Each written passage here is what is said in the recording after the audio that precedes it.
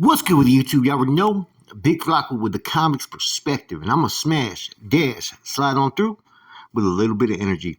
Please hit the like, subscribe, comment, do all those things to help support this channel, and hit that bell notification for future fire content.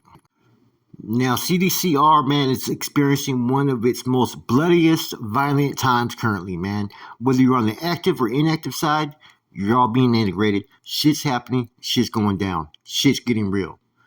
Now, Kern Valley State Prison, which is one of the more violent prisons, right, are investigating the death of an incarcerated person named Juan Trujillo, also known as Fire. Now, this is what they're calling a homicide, as he was attacked by a group of other prisoners. This occurred on Monday, February 5th, 2024 at approximately 10:30 a.m., okay? Apparently, individuals by the name of Zachary Hogan, Edwin Perez, Kevin Tello, Daniel Mendeville, Javier Castaneda, and Robert Toki, Kevin Barrera, and Eric Castilea allegedly attacked him on the recreational yard. Now, I remember Savage Studios telling me a long time ago when I met up with him and he was talking about the 2-5er movement, group, whatever you want to call it, saying that they're ready, that the 2-5ers are the group that is willing to go the distance. They're willing to all sacrifice.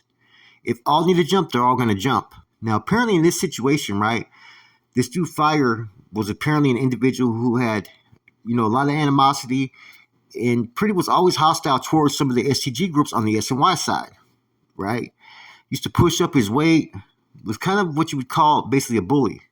Now, apparently there was some type of confrontation or whatnot, and I believe that he started getting off with about 2 or 3 of these individuals, right? And he started giving these cats the business from what I was told, right? Handling it, getting off, getting busy. An onslaught of other 2-5ers, like they're supposed to, jumped right away. This turned on to basically 8 people basically poking holes in him, right? Now, these are all allegations. This is what's being said. Now, apparently, I was told that he was more the aggressor in the beginning, but his aggressions pretty much led him to his death. I don't know exactly who did the stabbings, who did what, right? But I do know that we have one man dead. Let me continue with this little bit of the story that was released. Now, apparently, he was poked several times, had multiple puncture wounds, right? Life-saving measures were taken, and Trujillo Fire was transported to outside medical facilities where he was pronounced deceased by a physician at approximately 11:41. Now, apparently, 2 of his alleged attackers were also transported to the outside medical facilities. Now, I'm unsure if you could really say that the initial 2 that got injured were actually his attackers, because I thought he was the one that attacked a few of them first. Apparently, that's what I've been hearing, right? Now, Trujillo was 50 years old, recently received from Los Angeles County on February 14th, 2008, to serve a 29-year sentence for second-degree robbery. Kevin Barrera was 29 years old, was serving 36 years for voluntary manslaughter, attempted second-degree murder, assault with force likely to cause great bodily injury, and resisting deterring an officer with threats or violence, and better on a non-inmate. Javier Castaneda was admitted from San Diego on January 2009 to serve 24 years for attempted voluntary manslaughter, assault with a firearm, second-degree robbery, and second-degree burglary with enhancements for having a prior felony conviction of a serious offense, use of firearm. Now, in September of 2021, Castaneda was sentenced to an additional 4 years for assault by a prisoner with a deadly weapon or force likely to cause great bodily injury as a second striker. Now, Eric Castilea was most recently admitted in May of 2007 to serve 7 years, 8 months for discharge of a firearm from a moving vehicle. Now, he was eventually released in 2010, right, December, but returned November 15th, 2023 to serve life with the possibility of parole for a bunch of stuff. Another shooting, robbery, criminal gang activity, and was a third striker. Zachary Hogan, 25, was released in June of 2022 to serve 12 years for 4 months for assault with a deadly weapon. Now, in May of 2023, Hogan was sentenced to an additional 8 years for assault by a prisoner with a deadly weapon. Now, Daniel Mendeville, 45, was most recently admitted from San Bernardino County in 2020 to serve 11 years for assault with a deadly weapon. Now, Edwin Perez, 36, was admitted from Los Angeles County in 2017 to serve life with possibility of parole for a carjacking and second-degree murder. Now, shortly thereafter, in 2020, Perez was sentenced to an additional 22 years for assault by a prisoner with a deadly weapon or force likely to cause great bodily injury and possession of manufacture of a deadly weapon by a prisoner, both a second strike. Well, he's already doing life. It doesn't really matter there. Now, Kevin Tello, 34, same thing like all the rest, right? Los Angeles County, 27 years, second degree robbery, gang enhancements, committed an additional assault in 2023 in prison, got an additional 15 years. Robert Toki, 32 years old, was admitted in 2011 to serve 5 years, 8 months. Okay, while incarcerated in 2012, he was sentenced to an additional 4 years to be served concurrently for assault with a firearm as a second striker. He was released to parole in 2015. Now he was released, came back in 18 to serve 2 years for grand theft auto. Then in 2020, he returned to serve 12 years for criminal threat to cause great bodily injury or death as a second striker. Better on a non-prisoner and possession, manufacture of a deadly weapon by a prisoner.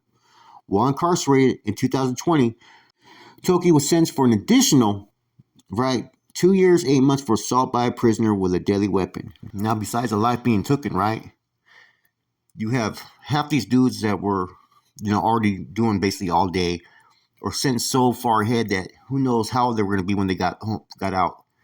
The other half were either going to be going home like in the next few years or had potential to go home pretty soon. And now they pretty much fucked off that date. This is the luxury of having a being from one of the more bigger SNY group gangs that's on the SNY side, being the 2-5ers who are the deepest, right? That they have the luxury to basically utilize that much manpower in this situation. Because with a lot of these SNY groups, having 8 to 10 members on the yard is pretty much, a foundation. Having 15 to 20 means that they have a presence. The 2-5ers are deep almost on every fucking yard. We're losing 8 members of the 2-5ers. There's probably still an additional 40 that are still on this yard. Now, I know a lot of you guys are wondering, damn, it took 8 of them. Well, if he took off first, right, and this dude's about his business, he got that momentum going and takes off on 2-3 dudes, it pretty much is tipping them off a little bit. You're going to need that additional manpower to jump in. That's just, it's going to have to happen, you know what I mean? And the whole position that the 2-5ers are supposed to take is to knock this dude down, pretty much. You know what I'm saying? Apparently, he's the one that was the aggressor first, from my understanding. I don't know what instigated it. I don't know if there was some words being exchanged or if he just came out to the yard and just confronted them or they confronted him. I don't know. But apparently, he was getting the better of the two in the beginning. And then the rest jumped on him, right? Which, like I said, there is those in prison that have experience in battle that when you put 2 individuals on them or 3, and they're not capable of doing the job, you're going to need the rest of the styles to follow. I've seen it with my own eyes when Chino from Antigua got removed in the oil yard. There was 2 soldados on him, and he started coming back on them to where a couple of us had to jump in just to put him down. So it happens from time to time. You run across someone that, he ends up having the soldados that are on him that aren't capable of doing the job. Then pretty much you have to have a cleanup crew come in and pretty much fucking put them down. And that's what pretty much happened in this situation. But now you have 8 people charged with murder. Now, I don't encourage or condone violence towards anybody, and my condolences to this individual's family. But when you walk the walk, you do, and you talk the talk, eventually situations are going to happen like this. And, there's groups that are going to run in packs. And it's expected that, if you have a yard where there's a bunch of 2-5ers, you're not going to let one individual come cause a ruckus and start to put hands on your own people. So I get why the 2-5ers had to do what they had to do. And it makes sense with, what Savage Studios told me when I talked to him. The 2-5ers are ready to go the distance. They got the numbers, they got the manpower, and whoever touches on that yard, those 2-5ers are going to go as hard as they can against anybody that stands in their way. You know what I'm saying? And that pretty much goes with almost any of these groups. They're going to go the distance, as we've been, finding out recently.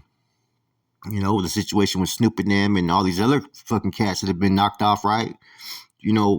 People are not going to tolerate any form of disrespect or any form of one getting the better of the next group.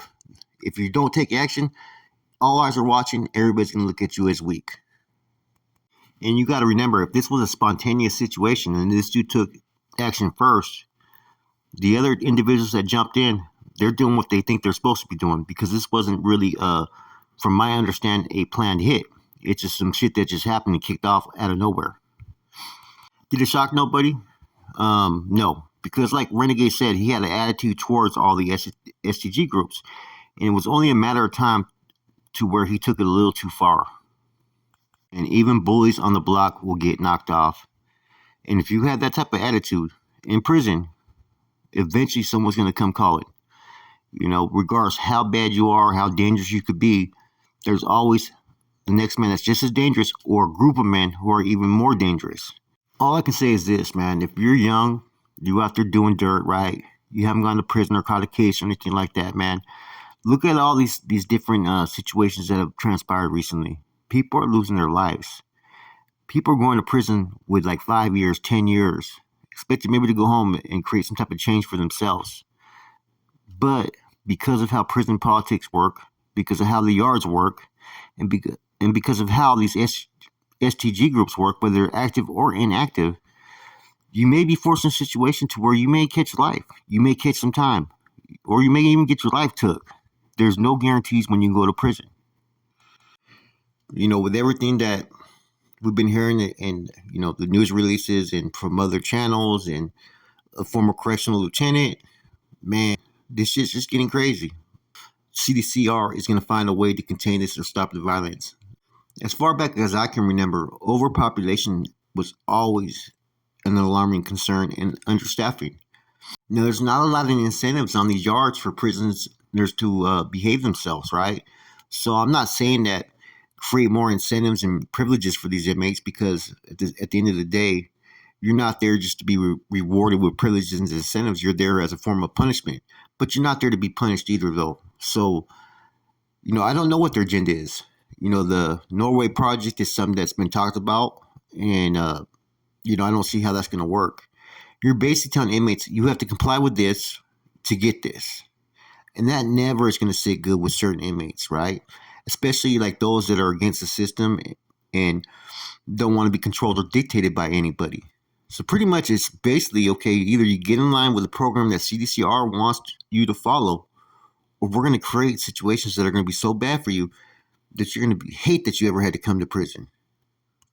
We're no longer going to make prison about catering to the inmates, which they never have, right? But, you know, someone got to pretty much take the accountability for all the violence that's been occurring. So they're going to flip the script. They're going to find ways to basically place blame at somebody for all this stuff, right?